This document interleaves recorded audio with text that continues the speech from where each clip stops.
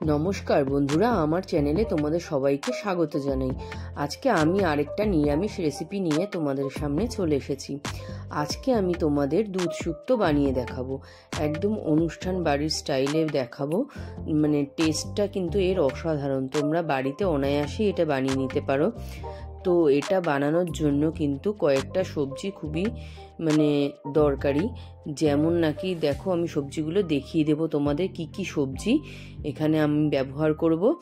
তো তোমরা চাইলে এছাড়া অন্য সবজিও অ্যাড করতে পারো, কিন্তু এই সবজিগুলোই মূলত এখানে লাগে।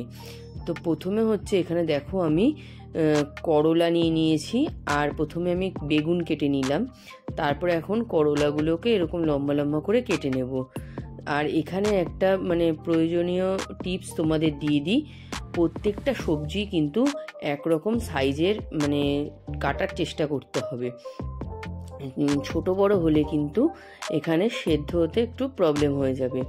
তো দেখো এখানে এবার আমি আলু কেটে নিলাম, আর এখানে আমি এরপরে কেটে নিচ্ছি হচ্ছে এটা মিষ্টি আলু। এটা কিন্তু এই শুক্তোর একটা অন্যতম সবজি, মিষ্টি আলুটা কিন্তু অ্যাড করতেই হবে। এরকম লম্বা লম্বা করে মিষ্টি আলুটাও কেটে নিতে হবে। দেখো আমি প্রত্যেকটা সবজি কাটা দেখিয়ে দিচ্ছি। আর এখানে নিয়ে নিচ্ছি হচ্ছে বিনস। এটা আমি গরমকালে বানাচ্ছি, সেহেতু গরমের সবজিগুলোই এখানে আমি দিচ্ছি। তোমরা যদি এটা কেউ শীতকালে বানাও তাহলে এখানে তোমরা শিমটা অ্যাড করতে পারো। কিছু কিছু জিনিস অ্যাড করা যায়, কিন্তু সব রকম সবজি কিন্তু এখানে দেওয়া যাবে না। তো এখানে আমি দেখো এখানে বরবটিগুলোকে কেটে নিচ্ছি। এইবার দিয়ে দেব হচ্ছে বিনসগুলোকেও সেই বরবটির মাপে একই রকম করে কেটে নেব। এখানে কিন্তু তরকারি কাটাটা একটা খুব গুরুত্বপূর্ণ কাজ। আর যেমন এক সাইজের কাটা না হলে সেদ্ধ হতে অসুবিধা হবে, সেরকম কিন্তু দেখতেও বাজে লাগবে। তো রান্নার সৌন্দর্য কিন্তু একটা আলাদাই জিনিস। তো তোমরা চেষ্টা করবে সবজিগুলো সব সমান মাপের কাটতে। আর এখানে সজনে ডাঁটা নিয়ে নিয়েছি, আর এই শুক্তোর সজনে ডাঁটাও একটা খুবই গুরুত্বপূর্ণ সবজি। আর সজনে ডাঁটাগুলো ঠিক এরকম মাপের করে কেটে নেব। আর আমি এখানে বললাম, যেহেতু আমি এটা গরমকালে বানাচ্ছি, তাই আমি এখানে গরমের কিছু সবজি দিচ্ছি। যেমন এখানে আমি ঝিঙাটা অ্যাড করছি। ঝিঙাটা কিন্তু এমনি শরীর ঠান্ডা রাখতে খুব ভালো, আর যেহেতু এটা শুক্তো তার জন্য আর ঝিঙাটা এটা দিলে এটা টেস্টও বাড়বে।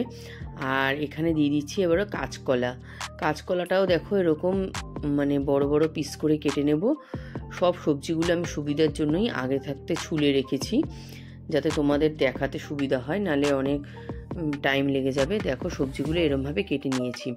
আরেকটা গুরুত্বপূর্ণ সবজি হচ্ছে পেঁপে কিন্তু অবশ্যই তোমরা অ্যাড করবে, পেঁপেটা দেওয়ার চেষ্টা করবে। আর পেঁপে দিলে কিন্তু, না দিলে শুক্তোর পরিমাণটাও বাড়বে না, আর সেই টেস্টটাও আসবে না। আর শুক্তোর কিন্তু পেঁপে একটা মেন উপাদানই বলা যায়। আর এখানে দেখো সবজিগুলো আমি কেটে নিয়ে এবার ফার্স্ট কাজ যেটা হবে আমার, একদম শুকনোভাবে তেল ছাড়া আমি এটা 5 ফোড়ন কিছুটা আগে ভেজে নেব, একদম শুকনো ফ্রাই প্যানে ভেজে ওটা ঠান্ডা করতে রেখে দেব। আর ঠান্ডা হওয়ার আগে মোটামুটি যখন ঠান্ডা হয়ে আসবে তখন কিন্তু এটা আমরা গুঁড়ো করে আলাদাভাবে রেখে দেব। আর এখানে একটা প্যানে আমি সর্ষের তেল নিয়ে নিয়েছি। সর্ষের তেলে একটু বেশি পরিমাণে নিতে হবে, এগুলো সবই মোটামুটি ডিপ ফ্রাই করব। প্রথমেই আমরা বড়িটা ভেজে নিলাম। বড়িটা খুব বেশি তেলেই ভাজতে হয়, নাহলে কিন্তু একদম ভেতর অবধি বড়িটা ভাজা হবে না। একদম লাল করেই বড়িটা ভেজে নিতে হবে। তারপরে আমি এখানে প্রথমে হচ্ছে মিষ্টি আলুটা দিয়ে দিলাম। মিষ্টি আলুটা দিয়ে এবার কি করব, এর মধ্যে একটু নুন দিয়ে ঢেকে দেব। হলুদ আমরা এখানে ইউজ করব না, যেহেতু শুক্তোটা সাদা হবে। ঢেকে দিলে, আমি কিন্তু সব রান্নাই ঢেকে করি। ঢেকে দিলে কি হয়, সেদ্ধও তাড়াতাড়ি হয়, আবার রান্নাটাও তাড়াতাড়ি হয়ে যায়। আর এখানে দেখো আমি ভেজে তুলে নিচ্ছি।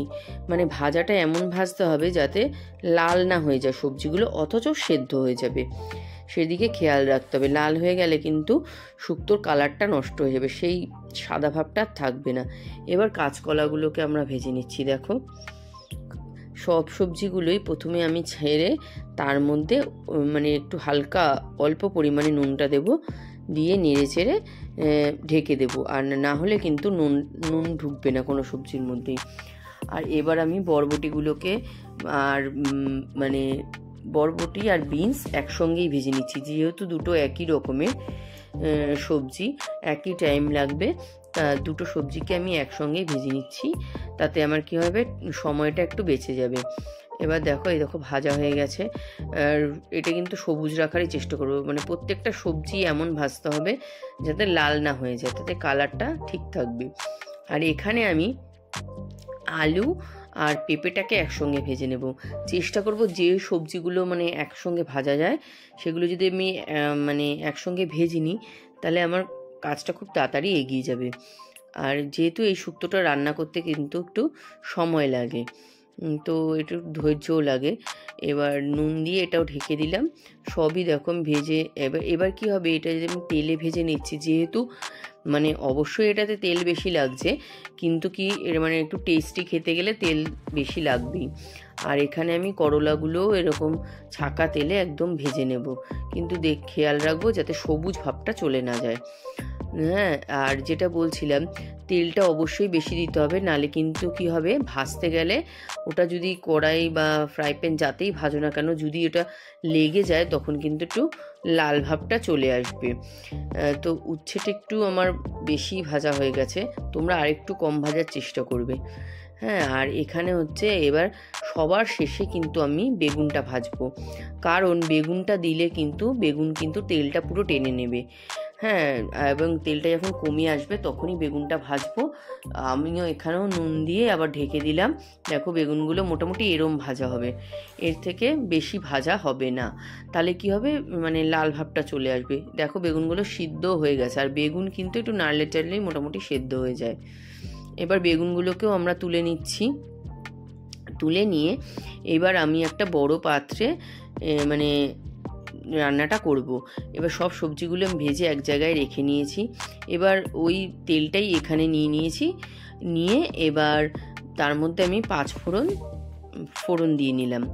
দিয়ে এবার 5 ফোড়নটা যেই ভালো মতো একটু মানে গরম হয়ে যাবে, তখন মানে ধোয়া উঠবে, তখন আমি এর মধ্যে হচ্ছে যে সজনে ডাঁটাটা কেটে রেখেছিলাম, ওটা কিন্তু আমি ভাজিনি, ওটাকে আমি কি করব, এই তেলের মধ্যে দিয়ে নেড়ে চেড়ে, মানে সজনে ডাঁটাটা যেহেতু মানে তেলের মধ্যে ভাজলে তেলটা টেনে নেবে, জাস্ট দিয়ে নেড়ে চেড়ে এর মধ্যে আমরা যে ঝিঙাটা কেটে রেখেছিলাম সেই ঝিঙাটা দিয়ে দেবো, কারণ এগুলো তো এই সবজিগুলো তো ওরমভাবে ভাজা যাবে না।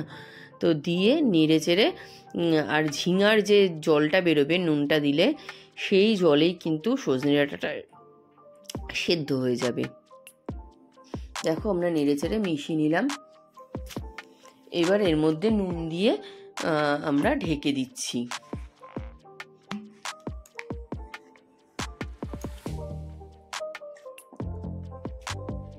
দিয়ে এবার আরেকটা বাটিতে এবার আমি পোস্ত নিয়ে নিলাম 2 চামচ মতো, আর সাদা সর্ষে 1 চামচ আর কালো সর্ষে 1 চামচ নিয়ে মিক্সিতে একটা পেস্ট তৈরি করে নেব। নিয়ে দেখো এবার বাকি যে সবজিগুলো ভেজে রেখেছিলাম সব মিশিয়ে দেব। মিশিয়ে দিয়ে ভালো করে নেড়ে চেড়ে মানে সব নেব, কারণ সব ভালো করে মিশিয়ে নিতে হবে। মিশিয়ে নিয়ে এরপরে আমরা যে পেস্টটা তৈরি করেছিলাম সেই পেস্টের মধ্যে দিয়ে দেব। দিয়ে এটা দিয়েও ভালো করে নেড়ে চেড়ে মিশিয়ে নিতে হবে, মানে মিনিট 2 মতো নেড়ে, যাতে সবজির গায়ে মশলাটা ভালো মতো মিশে যায়। তারপরে আমি এতে চিনি অ্যাড করছি। দেখো আমি এখানে আলাদা করে নুন দিচ্ছি না, কারণ প্রত্যেকটা সবজি ভাজার সময় কিন্তু আমি নুন দিয়েছি, যখন নাকি আমি ঝোলটা দেব তারপরে আমি নুনটা অ্যাড করব। আর এখানে দিয়ে দিচ্ছি হচ্ছে 1 কাপ মতো দুধ, যেহেতু এটা দুধ শুক্তো, দুধ দিয়েই কিন্তু এটা হবে। আমরা জলও দেবো, কিন্তু দুধটা দিলে মানে স্বাদটা বাড়বে। আর তারপরে বাটি ধুয়ে আমি কিছুটা জল দিয়ে দিলাম, আর এবার নুনটা দেখে কতটা লাগবে সেই পরিমাণে অ্যাড করতে হবে। তারপরে ফুটে উঠলে আমি যে বড়িগুলো ভেজে রেখেছিলাম সেগুলো দিয়ে দেব। দিয়ে আমার শুক্তো কিন্তু মোটামুটি রেডি হয়ে গেছে। এইবার ঘি আর আগে থেকে যেই পাঁচফোড়ন ভেজে গুঁড়ো করে রেখেছিলাম সেটা ছড়িয়ে দিলাম। তো আমার রান্না মোটামুটি হয়ে গেছে। তোমাদের কেমন লাগলো জানিও। তো অবশ্যই লাইক করো, আমার চ্যানেলটা শেয়ার করো, সাবস্ক্রাইব করো। ধন্যবাদ।